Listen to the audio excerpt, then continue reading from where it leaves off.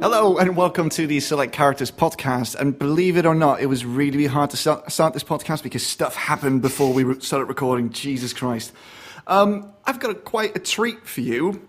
We, as a world, are actually unified. Well, not the world, maybe just Europe and America, because we've got 2 American people in and 2 European people in. We've got a full cast of characters. Say hello to Enrique Cancel. Hey, I'm not dead. No, how nice of you to join us. And we've got Samuel Yates. Hi. Hi, also not dead. Checking in. And we've got Jamie Van Lint. And it's a full house of not dead people. Yeah, although Only a couple of moments in the last hour or so that were pretty scary. I heard Touch and go there. Touch and go, yeah. I heard a doorbell for about 5 minutes. I heard a dog bark for about 20 minutes. So Which was more annoying? I think the dog, because one of my neighbours has a dog like this as well, and they always just kick it into the garden or something during the day, and that fucking animal's just barking at everything all day, every day. So I kind of got a Vietnam flashback when I heard Sam's dog barking over the call. But it's all good. We're all here now. Let's just talk about some video games, and I'm going to give Enrique the chance to finally talk about World of Warcraft. Woohoo! You guys should have just started an hour ago then, if that's what this was going to be. I mean, are we doing this in one take? I guess that's the way things are going now. Is that what we do now? Oh, well, that would have been nice to know. Oh. So, yeah, I've been playing World of Warcraft Legion, and it's fucking awesome. It's a return to form for Warcraft after a shaky Warlords of Draenor and Mist of Pandaria was kind of eh. But, no, dude, this is great. It's reminding me of, like, kind of back at Wrath, where I think Warcraft was at its peak, where the game has a really nice balance between having a lot of fun stuff to do for the casual players, so they can kind of feel like they're achieving something without having to invest a lot of time. But it has a lot of things for the older players, a lot of like lore stories, a lot of I guess grinding that like the older people seem to like. It's got a lot of old style quest systems. Like the professions are amazing. You actually have to go to different areas, like talk to different NPCs. They're at stages. It's no longer just collecting recipes from the same guy and that's it. So it's actually been a lot of fun so far. Yeah, definitely. I like that they all have stories and characters. There's an entire arc to just your profession now, which is pretty awesome.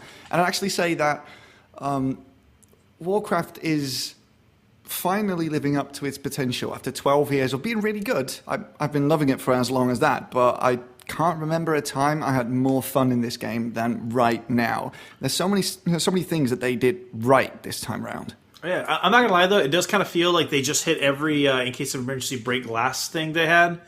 And why is that bad? I mean, that's not bad. I'm just saying it's kind of funny because I think just from years playing the game, you always look at forum posts like, oh, what would you guys like to see? And like some of the biggest fan theories, like people are saying like, oh, I want to have a legendary weapon. I want to hold the Ashbringer, or I want demon hunters to be a class, or I want this to be a thing. And it seems like they just kind of went out and said yes to every suggestion everybody's ever had. Mm-hmm. Which isn't a bad thing, because I mean, it's kind of breathed new life into the game, so I'm having a blast with it. Yeah, I especially like the approach to the end game grind, even though it doesn't really feel like a grind, and that's because of the world quest system that actually sends you back into previously played areas to do more things there. And because of that, it feels more like an MMO again. Nobody's AFKing anywhere. Everybody's always out into the world going places. And because everybody gets the same list of world quests every day, you tend to bump into a lot of people doing the exact same things as you are, which does that game a lot of good. Yeah, and it's funny because normally at endgame content, one of the big things people do is it's dailies, and that's how you grind your rep with the factions, where the dailies always take place in the same exact location. They're the same quests, and you just repeat them over and over again. And it gets stale, but with the world quest, they're basically taking some of the quests you did as like when you were leveling up, and they randomly pop up throughout the world as like a world quest for that week, or for that day, I think. Yeah. And, there's no time limit. It's not like the dailies where you only have 24 hours to complete them. I think they vary anywhere from 18 to, I think, 20, a couple of days, actually. You complete the quest. It gives you rep for that particular faction. Sometimes like they'll have like an actual, I guess like a highlighted quest where certain, I think 3 factions will have like highlighted world quests where when you complete 4 of them, you actually get a cache from them, and then that'll have like legendary gear and some items and stuff like that. So I mean, it's even though you're technically doing the same process of grinding out the same quests for, like for reputation, they varied enough so it doesn't feel as tedious as it normally did. So, I mean, that alone adds a ton of life to the game again. Yeah, and I like how they use the world quests to help your progression, like your gear. I'm at item level 832 right now, and I didn't grind dungeons for that. I didn't really grind anything. I just logged on and just did a few quests every day for the relevant faction of the day, and got my gear that way. And it all felt very organic because I've always been a casual player, right? Mm-hmm. But for some reason, the way they set up the progression in Legion, it makes me want to see all the content. So for the first time ever, I'm actually gearing up to raid and all that stuff. Yeah, and one thing that I like going around with like the progression is it's one of the things that I loved about Guild Wars, that they actually adopted that scaling system for like the beast levels, where everything in the game scales to your current level. So when you start off, rather than having like a linear progression path where, like this section is made for level, 100 to 102. This level is from 103 to 105.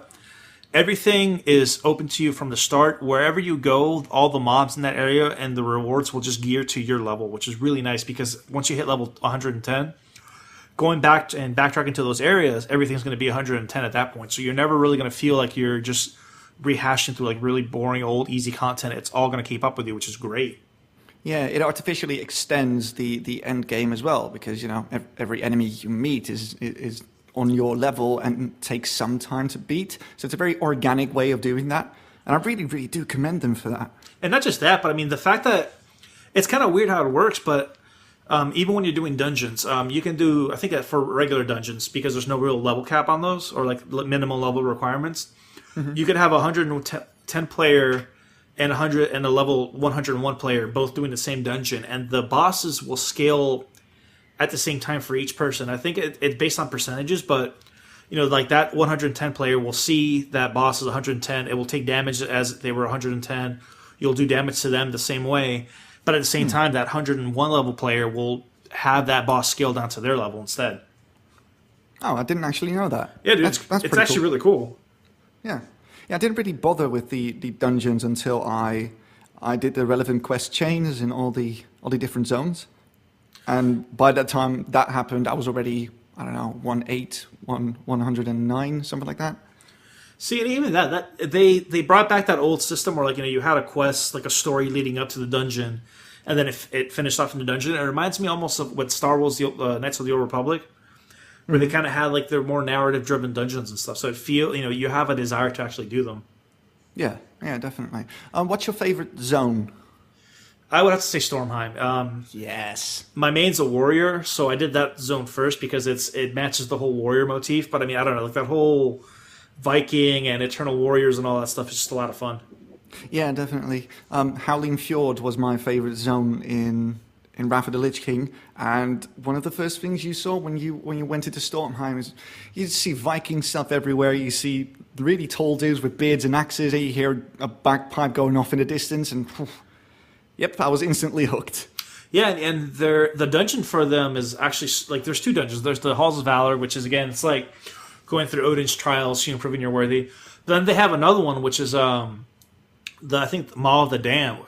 Yeah, Maw of Souls. Yeah, Maw of Souls, which is it's that whole like Norse underworld where you have to ride the dead fairy to and then you fight Helia, which is like the goddess of the underworld. I mean, it's a really cool setting.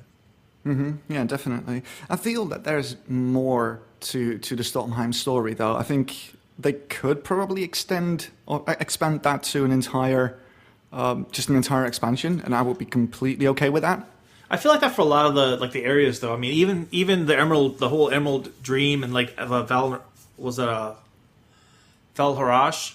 that whole area. Valhalla. It's got so much lore behind it. I mean, but that's how every area is. And from what I've been reading, Blizzard is going to be they're going to slowly be trickling content and try to gate it a little bit better than they did with Warlords of Draenor. I think you had two raid tiers, and that was it. Mm-hmm. Yeah. So they're going to slowly be adding more content, more dungeons with story, more world quests. So I mean, that seems like a lot of fun. Yeah, well, they don't really need to do that quickly because a lot of people that are playing now, even though they are in the end game, they're far from finished with that. There's a lot of content in just the base game without any of the patches. So. Yeah, but still fun. So, I mean, like I said, I've been having a blast with that. So that's been taking up the bulk of my time. And then I also started up Rise of Iron, which I've played a little bit. I haven't had too much time because, again, I'm kind of pretty stuck on WoW. But the Destiny expansion, Rise of Iron, is still a lot of fun. I mean, so what's new? What's new in this? What is the main pull here? Is there a new area and stuff? Yeah, there's a new area called Plaguelands, which is it's another section of Earth. You can retrace the steps for when you first started with the Fallen. I think where the ghost first finds you on like that highway. So it's like based around that area. There's a new enemy type, which is like there's Shiva, which is kind of like a rampant style AI that just kind of self-replicates. And a group of Fallen have kind of taken over it. They have I think it's called the Iron Temple, which is like where the Lords of Iron they were like the first defenders of humanity before Guardians were even a thing. So you're like, I think Lord Saladin is like the last one, and you're basically helping him rebuild the Order and kind of like find out what happened to the older ones. So, but it's weird. So like Bungie makes a great shooter, and every time I picked up Destiny, I'm reminded of that. It's just the guns feel good, the gameplay feels fast. I mean, it's a fun shooter if nothing else. And they take a completely different stance to the MMO, which I know we talked about a few episodes ago with the whole MMO light concept. But when you play World of Warcraft or other standard MMOs, like a good chunk of it is the leveling experience. You play throughout the game, you get from the first quest, like the end game quest. That takes you the bulk of your time, but with Destiny, I mean, like I knocked out all the story missions relevant to that expansion within, I think, probably 2-3 hours, and that's it. Right. So the rest of the game at that point just comes, grinding for gear and leveling up and doing like the quests to get your reputations up eventually so you can raid. And there's not much story past that, but again, they make such a fun shooter that you kind of just switch off the mind and just aimlessly go out and just kill stuff. Because it feels fun. I managed to do that for about a year, but the novelty does wear off. And then they seem to do this with every expansion that they release. There's not a lot of story in any of them. There's not a lot of new levels in any of them. Even though the mechanics are solid and it's probably the best shooter on a console right now, it still feels bare bones. Yeah, I mean, and for me, it's one of those things where if I'm, sitting at work or I'm just like upstairs and I'm bored, but I don't necessarily want to turn on the game, I'll look up the lore because the lore's kind of cool. It's it's like sitting down just reading Wikipedia article after Wikipedia article. Sometimes you just kind of get like sucked in. So I mean that's fun. And then when I'm actually playing the game, it's just because I run a couple dungeons or a couple gearing quests with some friends that I know, an hour or two, and that's it. So it's not like standard MMOs where it drains and requires a big time commitment. So I mean, I think that's the reason I keep coming back to it. I don't know, man. That end game grind is really, really long. It is, yes, I agree. But again, like I said, it's mindless and I don't mind it as much. Right. Okay. But that's pretty much been it. And then actually, that's almost all. Replaying old school, like my DS, going through my old DS backlog because Pokemon's gonna be coming out in November, so I'm replaying. I think Soul Silver. I don't know. Yeah, Heart Gold, Soul Silver. So just kind of replaying through those. So those are always fun, but it's not much to talk about because it's it's Pokemon. That doesn't change much. Right. Okay. And we'll slide on over to Sam. What have you been playing this week? Wow, not Destiny or WoW. I played a game called Move or Die, which is like a local co-op kind of jam, but it's got online play support. Nice. And right. It's almost WarioWare-ish in the fact that you play in a different mode every 20 seconds, and it's basically just like every other local co-op, except for their central conceit is that if you're not moving, your health starts to fall off. Okay. And that's moving on the actual ground, so if you jump, your health is going down. And then you just play all the different... Okay. They've been pretty creative with all the different modes they have. There's like blocks fall from the ceiling and you have to dodge them. There's the floor slowly fades away, and there's like a speed run mode and a ghost mode where you have to scare the other people. That's like the main draw, are like the tons of different modes that are in it. It's pretty fun. I mean, for like a little 4-player local co-op kind of jam, it's pretty great. I think that it's focused more on the platforming side and platforming challenges than it is the combat side. Although there are a few modes in there that give you guns, but not terribly many. Mostly it's about platforming is the central kind of focus of it. It seems all right. Yeah. The online play is cool. It's got some bugs. I've got some bad crashes, and the population is very small, so that's a bummer. The like, hey, look at us, YouTube and Twitch TV hooks are a little bit much, I think. How do you mean? In the way that it's like there's memes all up in there, and it's like one of the like tooltips when a level is loading is like hi twitch.tv, like stuff like that, you know, like trying to cater to the streaming audience, which I get. I mean, it's marketing. It's not a big deal. And the Still, though, there's several ways of approaching marketing for a game, and this one seems to be decidedly cringy. A little bit, yeah. No, I'm with you.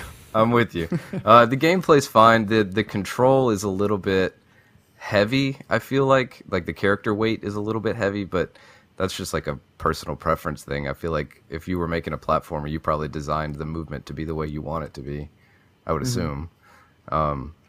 And yeah, but so one of the things that's interesting about it is that as you level up, every time you level up, you get a box, and inside the box, it could be a character skin or a new game mode. Nice. And so everybody, when you start a match, the four of you that are in there choose the game modes that you want to play from your own personal lists that you'd like of the modes that you've collected. And then it just roulettes them out to the tune of like, I think you can set how many points to play to. And then you just rotate through those every 20 seconds trying to get to the highest score possible. Every 20 seconds, that's some high octane stuff right there. Yeah, it's pretty quick. It's very fast paced. One of the things I like is that, let's say we were playing to 50, and as we're going through and progressing there, like first player gets 5 points, second player gets 2, third player gets 1, and the fourth player gets nothing. And we're playing, and let's say you got to 49 points. You have to win to win. So you couldn't take a third place, get the 1 point, make the 50, and win the game. You have to get first place in one of the modes to actually lock it. Right. Which I like. I think that's a cool mechanic because you can't basically drag your feet over the finish line. You have to win one. And it means that there's room for the other players to catch up, and you can kind of try and stop the first player from winning while the other people catch up. So that was an interesting little take on the whole scoring system. Yeah, I don't think I've heard something like that before. Yeah, and if it wasn't buggy and it wasn't a little cringy, I mean, like local co-op, I think it's going to be a lot of fun. One of the things that's weird is that in the same way that you can unlock the modes, you can also buy them on the community market, as well as skins and all that stuff. So the modes are just like another item, and you can buy them for like 30, 40 cents a piece on the community market, which means you could sell them too back and forth. That's an interesting take on it. Yeah, I don't know how I feel about that. I mean, I'm not sure either. I'm with you, man. It's like it's 30 cents. It just sounds weird. But at the same time, like, I don't know. But I do like the fact that if somebody did do that, if somebody bought all the modes and I got in a game with them, it's possible they could pick them and put them into the hopper, even without me owning them. But normally with a game, you want the modes to be part of, like, something that everybody has all the same. Like, exactly. They're not character skins. They're actual game modes, and a lot of the ones that are rarer are the most fun, like basketball, and like one where you get a gun but it only has one bullet, and then eventually it's just the four of you trying to get the bullet and then shoot somebody with it, because for some reason there's only one bullet towards the end. I'm not sure if the bullets disappear when you shoot somebody or what, but yeah, I don't know. Yeah, some weird stuff going on. Yeah, it sounds ethically grey, if you know what I mean, but I can't really put my finger on why. Yeah, I've never seen. I guess that's part of what's interesting is I've never seen that angle before. It's definitely very new, and it's just very internet, but not in a good way. All right then.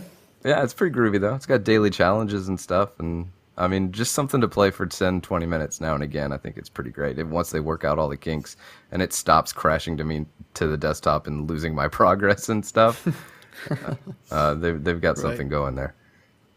All right. Anything else? That's it, man. That's it. All right. Light week. Light week. Yeah, sounds like it. Jamie, you can spin me a tale on Rayman. Rayman, oh, what a rabbit hole I've fallen into. So when I was playing Rayman, I was thinking, I was looking through the trophy list, because I always try to go for the platinum, if I can. And the trophy list seemed fairly easy.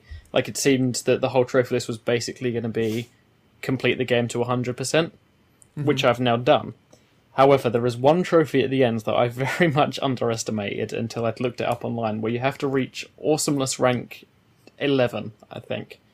And basically the way best rank.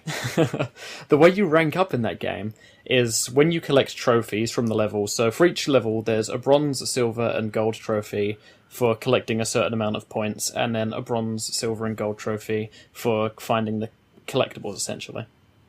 And each trophy has its own point value. So a bronze is 1, a silver's 5, and a gold is 10. So that's how you level up. Once you complete the game to 100%, however, you will only get to level 10, which means there's 2,000 more points that you need to get yourself to level 11. And the only way to do that is via the daily challenges. No. Oh, yeah, I remember Oh, this. that sucks. Oh, no. And I've worked out that at my best, if I get a gold on, both daily challenges every day and both weekly challenges every week, it's going to take me 4 months of daily challenges until I'm done with that game. So, And that's what you get for being a completionist. so yeah, that's good. I'm not going to mention it every week, for the next 4 months. I've been playing Rayman still, but just know that for the next 4 months, I'm going to be playing Rayman every single day. You're going to do it? You're going to go for it? I've got this far. I can't turn back now.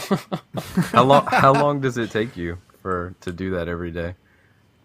See, it shouldn't take that long, but I get to this point where even once I've got a gold medal, I'm like, I can beat that score. And then spend another few hours just playing the same challenge again and again and again, trying to get a better score. And the most annoying thing is that the way these challenges are organised, it's not like...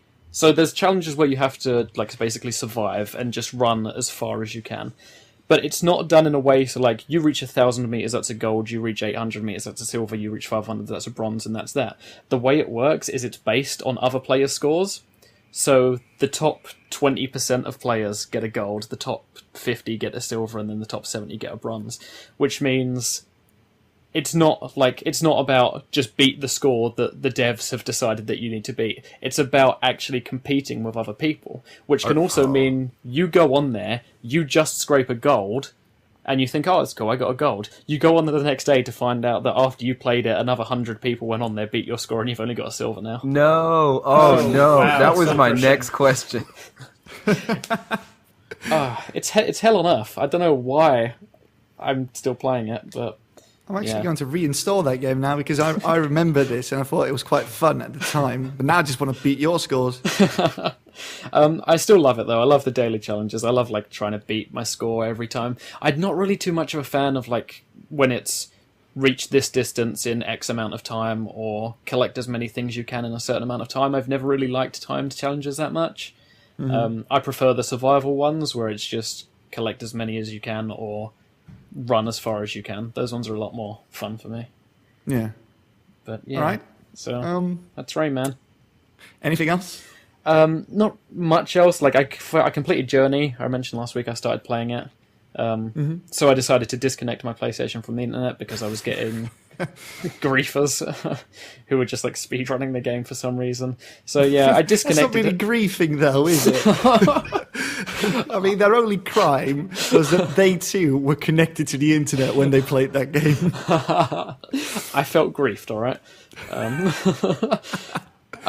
I think it's a pretty good game. It's very short. It's shorter than I expected. But yeah, it's an emotional journey. Pun not intended there. Was it satisfying at the end?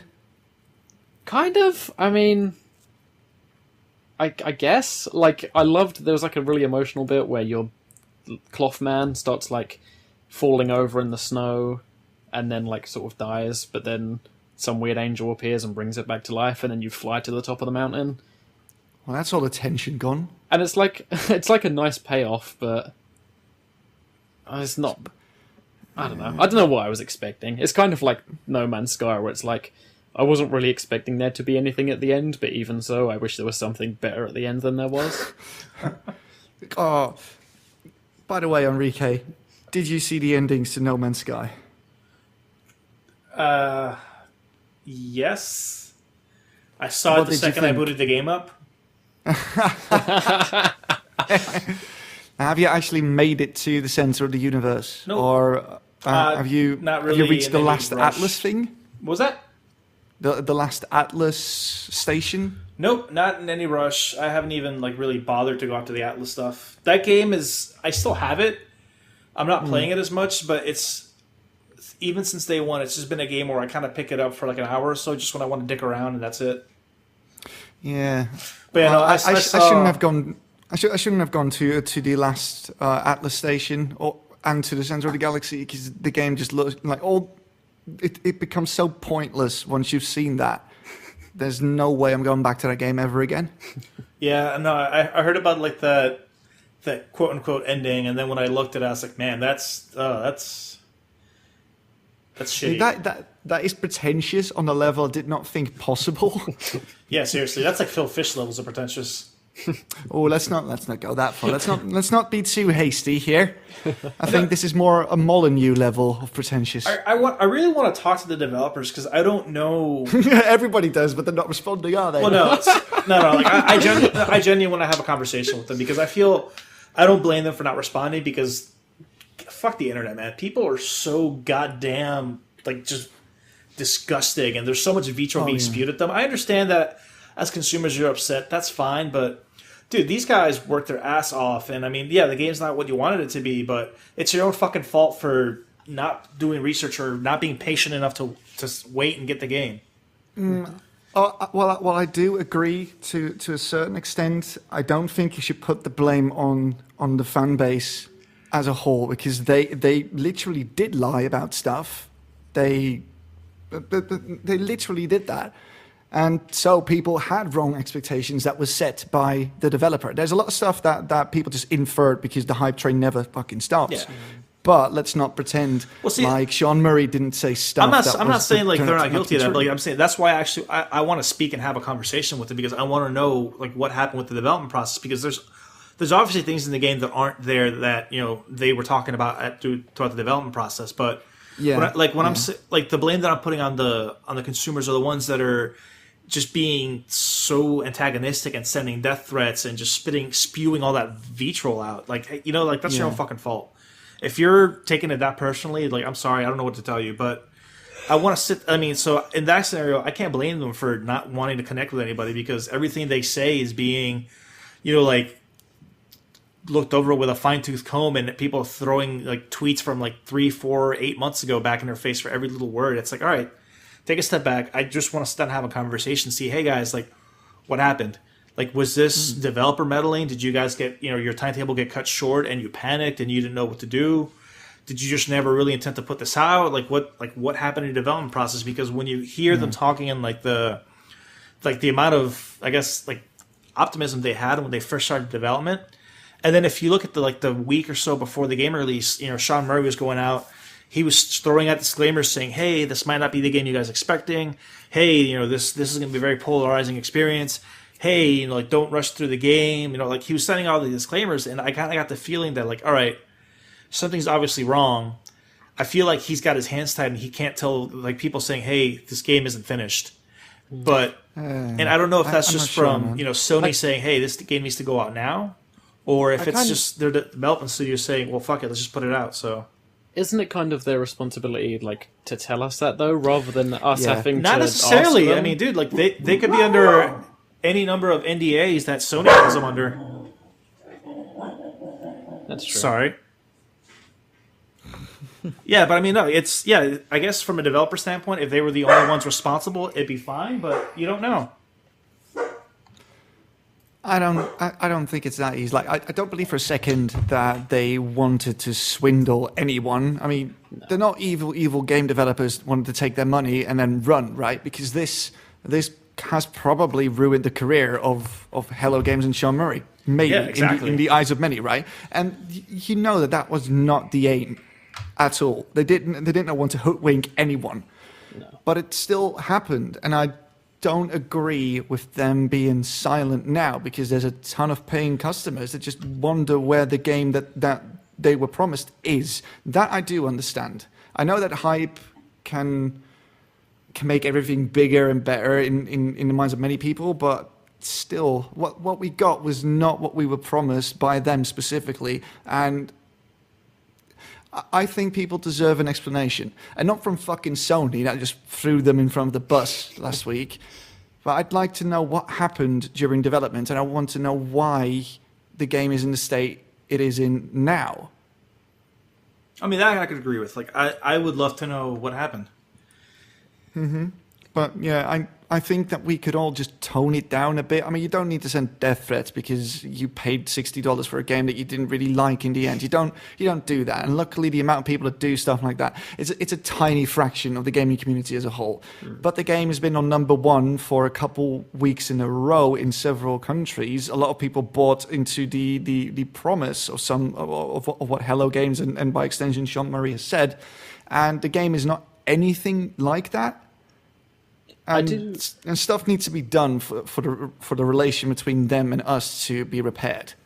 Yeah, I do also think there's a point where like the community possibly could take some of the blame for like some of the pre-release stuff, because like I remember one of the times that the game was like, fair enough, the game was delayed a fucking lot, but whenever there was a news article about the game being delayed and you scroll down to the comment section, there's so many just impatient assholes who just go on rampages and scream boycott, and they're saying, well, I'm never buying another Hello Games game again because they delayed it once because they wanted to make it a better experience. And it's like, if you're a developer and what you're getting is people saying, hey, if you want to improve your game and you want to take time to make sure it's the best experience possible, we're not going to buy it. So then they're like, oh, okay, let's rush this thing out the fucking door before we lose all of our potential fan base. Well, let's be honest there. That is also a very tiny fraction of the potential customer base. Most people, they don't really mind if a game gets delayed. It's annoying, yes, that you have to wait for a bit longer to play that game that you've been looking forward to for years, maybe. But it's such a hard issue, this. Because in between the hate and vitriol, there's a lot of stuff that is potentially very interesting that's not really being talked about, because everyone is either too busy shutting them out completely or condemning them completely and not really giving them space to talk about this in a Jesus, what's the word I'm trying? Constructive fashion. Yeah, constructive fashion. Because the moment Murray tweets out something and the moment Hello Games tweets out something, there's like a list of people on there like, what's the fucking multiplayer, mate? Like, how does that? Yeah, why? exactly. And like I said, from that, taking that into account, I can understand why they've been a little bit on radio silence, because like I said, there is that almost expectation that the second they say something, they're going to have 1,000 people jumping down their throats. That's true, but still, I think that customers have a right to know why they did not deliver on what was promised, and even if it's just an explanation of like development hit a snag or something like that, or Sony was too demanding of this and that, even something like that would go a very long way in calming people down, because outright silence the moment the controversy started, that it's not doing them any favors. Plus, the whole thing when the two players tried to find each other on the exact same planet and neither of them was there. Sean Murray tweeted out that his mind was blown that people found each other in that game. That's the last thing he tweeted, and that was a lie. That was flat out a lie. I just want to know stuff, Right. You Anyway. You might never. Oh yeah, there's a big chance we will never know or what happened. I mean, we just kind of stumbled into talking about it accidentally, but overall, like, nobody, it's done now. It's over. It came out, it was bad. Like, I don't think anybody's thinking about it anymore already. That's not entirely true. Every time, if they are, why is this different than anything else? Like, what? I agree with you that it seems to have lasted longer and reached a larger peak than other controversies. But I don't understand why, because we've had games come out that turned out to be bad before, and we will in the future. What sets the fire to this one so much? Is it because of what it was supposed to be? I think it's more recent. Yeah. I don't know, man. I think it has something to do with the technology behind the game that was hyped to fuck like years ago already. And then there was the whole core personality that surrounded Sean Murray. And the longer the game was in development, more people started to put that game on a pedestal. And then there's Sony's whole campaign that pushed it like it was basically a first-party game. So it was and turned it into a full-price game as well. There was a lot of things that were done well at the start of development and during development. They built hype really well, but... Oh, sorry, go on. I was going to say, this was a game that started off as like essentially a small indie game, and then ended up on Stephen Colbert's show and like on the most mainstream of media. Yeah, so, it was bigger than most other games because the game showed people something that they had not seen before. Yeah. And while they did ultimately sort of deliver on the tech, it wasn't as dramatic or as beautiful or as awesome as a lot of people were led to believe. Because if you looked at all the promotional stuff, that looks like a completely different game from the one that we got in the end. Yeah, but so did Spore. And I see what Sam's saying, though, because, I mean, I think give it a few more months or a year or whatever. But I think this will just be another footnote under, like, poor game releases, Wikipedia page or something. Yeah, but it's also another data point in what is probably a very fascinating graph about the correlation between hype and advertising as compared to the tail and the trail off when the game is bad. Right. Like, if you were looking at all the examples of where a game has, people are excited for it to come out, oops, game is bad, and how rapidly people don't care anymore. Uh-huh. This one like ramps up higher and tails off slower than the other ones. And like if you keep putting games on that graph, eventually you'd probably see something that might be interesting, like from a advertising and a hype marketing type of direction. Yeah, I mean, like you say, it could have everything to do with just the amount of marketing power behind it. And I think it's a very real chance that there was that misattribution of what a first party game was, because I think even until recently, people were still thinking that No Man's Sky was a Sony production. Yeah, they didn't really do a lot to dispel that perception that people had. Weird. It's a weird situation. Yeah, it's a very weird situation. And I do hope that we get some information out of them at some point, because it has been a perfect storm of hype and disappointment for quite a while now. Not for me. Yeah. No, that's true. But even as someone who really likes the game, I just wonder what happened in development that made it turn out the way it did. Right. That was a small tangent, a small 15-minute tangent on No Man's Sky. Anything else, or I've played one more game this week.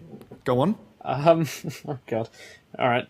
So I found a little game on the PlayStation Store, a small British indie game, made by a development studio called Milky Tea Studios.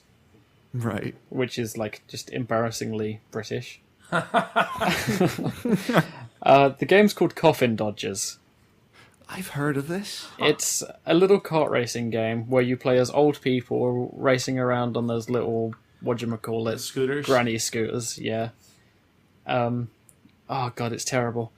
I've played it so much though. I've played a good 10 hours of this terrible, terrible game, and I don't know why. It's because just kart racers are awesome, and we don't have enough kart racers. Yeah, but it's just so dumb. Like, it's got a story to it, but it's like incredibly short, and there's just like a bunch of old people characters, and then you beat the game and you unlock the Grim Reaper and you can play as Death.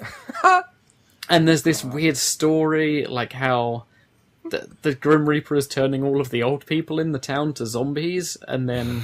That's not his job. He's very bad at his job. That's not what he's supposed to do.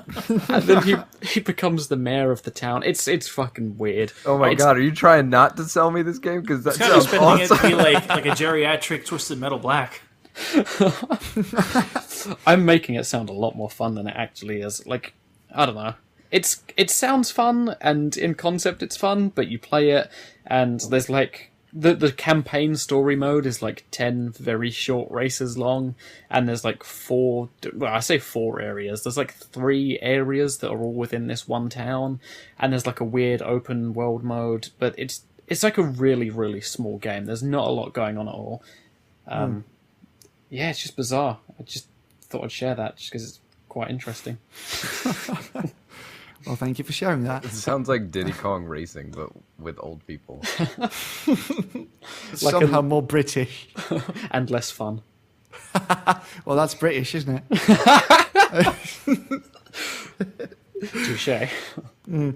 Anything else? No, was it? that's it. All right, let's see here. Talked about World of Warcraft. I did play some Just Cause 3. And that game is a lot of fun, man. I mean, stuff just randomly blows up. At one point, there were just cars all around me just blew up because it was close to them, I think. Everything in that game is designed to make you feel really cool about what you just did. And it caters to your power fantasy really, really well. It's a good looker, as were the other 2 games, actually. And the world is fucking huge. Yes, I love the grappling hook as well. Like the grappling hook is the most fun thing ever. Yeah, I like how you can grapple items together. Yes. Grapple someone to like a propane tank and then just send them shooting off into the sky. I've not played too much of it, so I can't really tell you if I like the game or dislike the game yet. I'm just entertained for now because explosions. I mean, I'm a guy. I'm a very simple man sometimes. I just love to watch a bridge explode. It's just the simple things, you know? Absolutely. How does it compare to Just Cause 2? I think it's mechanically superior to the second one. It's just it feels a bit better, you know? I say, like, does it, because, so Just Cause 2 was, like, amazing, but, for much of the same reasons. It was just your guy, a grappling hook, and just do whatever the hell you wanted. But yeah, it's more like that. Is it, is it different enough that it's worth a purchase, or is it the kind of thing that it's pretty much just like a prettier version of 2? It's bigger, better designed, but in many ways, from what I've seen of the game, I'm only like an hour and a half into it. From what I've seen, it is just more of the same, really, but better done than in the second one. It's got a better story too. I felt like the story in the second one sort of just existed to shepherd you from explosion to explosion. Yeah, but it seems to be the exact same reason for the story in the third one as well, to be honest. Kind of. There's just a bit more character going on than in the previous one. I'm not entirely sure, but I don't think there's anyone who plays the Just Cause games for the story. No, definitely not. I still think that's the best title that's ever been made for a video game. How Just come? Cause. Because it's great. Like, because of what it means and what you do in the game. Like strapping propane tanks to people and blowing up bridges. And Like the double entendre of Just Cause and Just Cause. Yeah, exactly. I like that title a whole bunch. Yeah, it's a pretty cool title. It's a pretty cool game up to this point. So, you've got it's a wingsuit. You've got that now. Yes. Oh, nice. That thing's fucking amazing. You can you can use it at any point during a free fall, or even from you can use your jumpsuit switching from the parachute to the wingsuit, and it's fun every time you do because the thing's fast. It controls really well. It's cool. One thing I really like in the game, and I don't actually remember if this was in the second one or not, but like as you'll be going around and you'll be flying places and doing just random shit, it will bring up little sort of mini challenges and show you like how other people on your friends list and how other people in the world dance. Like if you're gliding, it will show you your longest glide, and it will show you other people in the world. Like this random person from the other side of the globe managed to glide 10 kilometers, and like just beating those little mini challenges gives you something to do. Like when you're sort of traveling around and going between missions and doing that sort of thing. I like that a lot. No, there you go. Did I play anything else? No. So what do you guys think? Should we take a short break before we jump into the news? So just go on. Just do it, man. Just do it. Let's go. You've probably heard something about this. Digital Homicide, the purveyor of the shittiest games on Steam, is no longer the purveyor of the shittiest games on Steam because they've been kicked off Steam by Valve after Digital Homicide was granted a subpoena against Valve for the identities of 100 Steam users, trying to basically get $18 million in damages out of those 100 users. And those damages are for personal injury, according to Digital Homicide. Wait, personal injury? Oh, yeah, because they were very negative about their games on their Steam page. So, obviously, the first thing you do is get a subpoena so you can try and get 80 million out of a couple gamers living on the other side of the globe. Didn't they try going after Jim Sterling for a while? Oh, they're still going after Jim Sterling. I think Jim Sterling recently said that they upped their claim by a couple million against him for some fucking reason. Yeah, I don't get this, right? I mean, they have to know that what they release is shovelware because most of it is made with assets from the Unity store and whatnot. They're not really regarded with respect in any way, shape, or form, and there's no way that they will be able to win against Valve, which is all the money in the fucking world that they can spend on really, really annoying lawyers to keep this suit going until Digital Homicide has gone tits up, you know? Oh my god, I wish I was their lawyer, though. Don't you? Well, oh my god. Handle all those ulcers. I don't know who gave them legal advice, but I think it has to be Ted from Scrubs. Why the fuck would you do this? God, I mean, can you imagine that? Like, yeah, you should probably sue these 18 guys. Now give me my hourly fee and also my retainer. And yeah, you should sue Valve too. Just go ahead. You know what? I think you guys have a solid case here. Let's do this. So, this is a quote from the article on TechRaptor, and it says, the evidence presented included several scanned screenshots of Steam users accusing Digital Homicide for stealing assets for their games, as well as accusing the company as being con artists who, quote-unquote, stalk and harass anyone who voices their displeasure in them. Why are these people still around? Because they've been going at it for about 2 years now, right? Like, how old is the fight between them and Jim Sterling? Has to be a couple of years by now. Yeah, it's a couple of years. I'm not saying anything negative about them in case they hit me with a lawsuit. I want to keep this podcast around, so maybe we should This be is like careful. a Fine Bros fiasco all over again. Oh, don't get me started on that, man.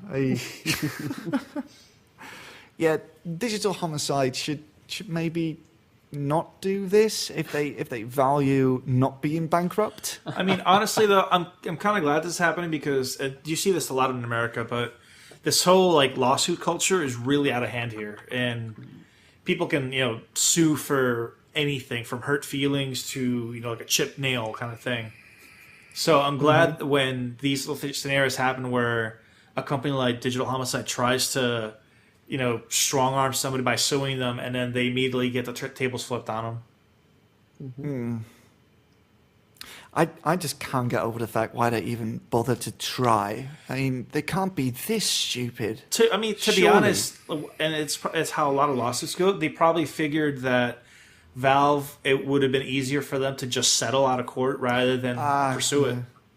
I don't think Valve is going to do that, especially since they sent them the message that they're not going to take any shit from Digital Homicide by just removing all their games from Steam. Yeah, I'm sure, but they probably they weren't thinking Valve was going to call their bluff. They were probably just hoping that for a company that big, a lot of the times it's more of a bother for them to go to court. So they're like, whatever, just throw them some money, settle out, and then ignore it.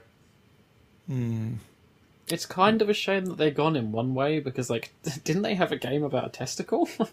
They probably did. Wouldn't surprise me. I don't know. I'm not really up to date on their stuff. That sounds like classic Digital Homicide. It's called ELT, the extra large testicle. It's like Katamari, but you play as a bollock. That's the sort of innovation the industry needs. It's a brave new world. By the looks of it, Digital Homicide is not going to be a part of that world. Man, I can't even play that game now because I can't buy it. Well, you can just go to their official site and just wait for the 1,000th giveaway of the week, because apparently they give Steam keys away all the time because nobody's buying the fucking games because they're terrible. Hey, if you want, they released last month Withering Kingdom Flurry of Arrows, so that sounds like it might be good. No. Pass. All right, let's move on from this depressing story to something else entirely. Firewatch, remember that? Yeah. Yes, I played that. That's a neat game. Yeah, it was definitely a neat game. Now, I have a question for you. Knowing that it was a neat game, do you think it would also be a neat movie? No. I've got bad news for you, mate. It's gonna be a very short movie. Yeah. And mainly because I don't know if I'm just saying this because I've already played it and I beat it and I know the twist, but I'm like, no. Yeah, they need to make a different ending if they're going to adapt it to a movie. But they're definitely doing that. The game is nearing 1 million in sales, and apparently this means that there's now a Firewatch movie in the works. Huh. I'd actually be okay with this because I think the visual style, like the art style, would translate fantastically to the big screen. Is it going to be like an animated digital movie, or? They don't know that. Let's see, because I've got the article here in front of me. Developer Campus Santo has teamed up with production company Good Universe. And the first project is a Firewatch movie. Campus Santo founder Sean Vanneman said, "When we met Good Universe, we were floored by how they recognize, cultivate, and produce incredible stories. It's rare you meet another group that shares so many of your values and makes the process of creating things even more exciting, and we can't wait to see what we make together." So there's no real details given about what the movie's going to be about, and if it's going to star the same characters, if it's going to be in the same place. But hopefully, them being vague about this means that they're just going to use the visual style to tell a similar story. Good Universe? Sorry? Yeah, Good Universe. They've done Las Vegas, which was with De Niro, Freeman, Kevin Kline, and Michael Douglas about the over-the-hill men that try to do one last romp in Las Vegas. Right. And a horror movie called Don't Breathe. Oh. That's a pretty good movie. Which, I mean, they make amazingly average movies, so who knows? I actually want to get a movie in that universe with that art style, because that is one of the things that I loved most about that game, like the way it looked. I mean, it could be fun. I don't know. Like I said, it'll probably be a movie inspired by it, so that could be interesting. I mean, I'm sure it can't be too hard to make a movie about a guy getting lost in the woods and trying to find some people. I don't know if that's what that game's about. No. I think Sure. In the end, I think the story of the game was more about like drama in real life usually not being drama at all, because the game for many people ends on a bit of a dud. Like everything that they talked about in the game ended up not being dramatic or interesting or conspiratory in any way, shape, or form. And sometimes stories are just stories, right? Yeah, That's what I got from the it. Game, the game builds you up to expect a certain kind of conclusion, and then it turns out it's nothing big. Yeah, which is how most stories in real life end. But yeah, then again, video games are escapist media, are pieces of escapist media, so I can understand why people don't really like it when games end on a dud. But yeah, I didn't You mind. have to think of a modern version of Homeward Bound, or like Milo and Otis, but with that turtle. And I think we're getting somewhere. Okay. I mean, okay, so the gameplay itself wasn't really that integral to the story, aside from just like the walkie-talkie, right? Yeah. I think the walkie-talkie made that game. Yeah, but I mean, yes. that was just more of a set piece. It wasn't like any kind of game mechanic. It's not like, say, them having making a BioShock movie and you can't really capture it because like the big like intrigue and plot twist was almost entirely revolving around like the gameplay to BioShock. Mm-hmm. So I think it could work in a movie because there's nothing really to get lost, between the transition. As long as they can keep those themes going of, like the whole building up that conspiracy and the mystery and then like that resolution on it, I think it could work as a movie. Yeah, I think so. I mean, the question is, though, aside from the aesthetic that you like, I mean, knowing, like, would you go watch it knowing what you're going to get into it? What you're getting into? Yeah, definitely. Definitely. Any follow-up questions? No, I was just wondering. All right. Yeah, I'd definitely go watch that movie if it came out. Yes. So I hope that this is not a movie that will be stuck in development hell for years. Hey, at least it's not. Was it Uwe Ball that's working on it? Ooh, no. Let's Let's not talk about him. I mean, he's the whole reason why we still we tend to view movie adaptations of video games as generally shit, right? Although he did make a movie adaptation of Postal, which apparently is pretty good. Then again, wasn't that called Falling Down? I don't know, dude. That movie's incredible. That's It definitely is. not, but I'm with you. I'm on the same page as you. Yeah, you know what? I'm looking at the time. I think it's time to wrap things up because I want to get back to World of Warcraft, and so does Enrique. A little bit. Yeah. All right.